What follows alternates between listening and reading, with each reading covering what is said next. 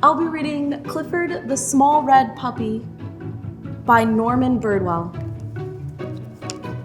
Clifford the Small Red Puppy.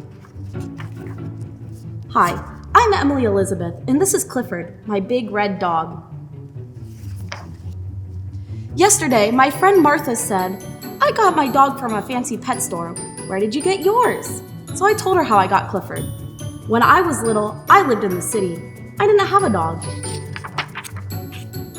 One day, the man down the hall called us. His dog had puppies. He wanted to give me one. One puppy was smaller than the rest. The man said, "Don't take him. He is the runt. He will always be small and sick." But I loved that puppy. He needed me. I named my puppy Clifford. He was so tiny that I had to feed him with the doll's baby bottle. We got the smallest collar we could find for Clifford. It was too big. When he began to eat dog food, we had to watch him all the time. He was so little, he was always getting lost, even in our small apartment. Daddy said Clifford was just too small. He didn't think he could live through the winter. I was very sad. That night, I told Clifford I wished he would grow to be a big, healthy dog. I told him I loved him.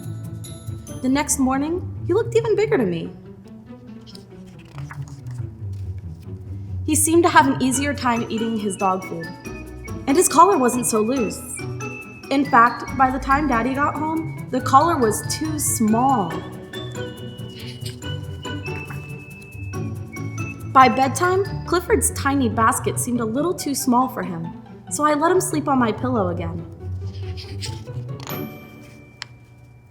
That was a mistake.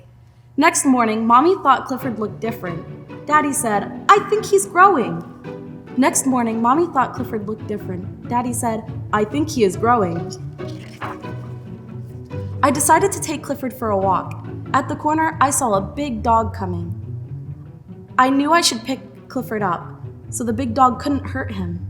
I shouldn't have worried. Clifford was really growing. We ran home to show Mommy how big he was. Had our apartment door grown smaller? Daddy couldn't believe it. We put Clifford in the garden to sleep that night.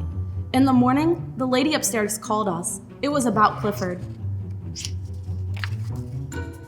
In fact, all the neighbors were starting to notice him. The landlord called the police. They came to see Clifford. They said Clifford would have to go. But how? He couldn't go through the door. There was just one way to get him out of our garden. We sent him to live with my uncle who lived in the country. I was sad. I missed my little puppy, and he missed me. One day we got a surprise. My uncle wanted Daddy to come to work with him in the country. We moved right away.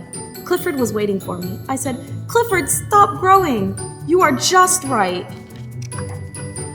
So I said to Martha, "That's how I got my dog. Tell me again how you got your dog." Martha said, "Forget it." Thank you for watching, and we'll see you again next time.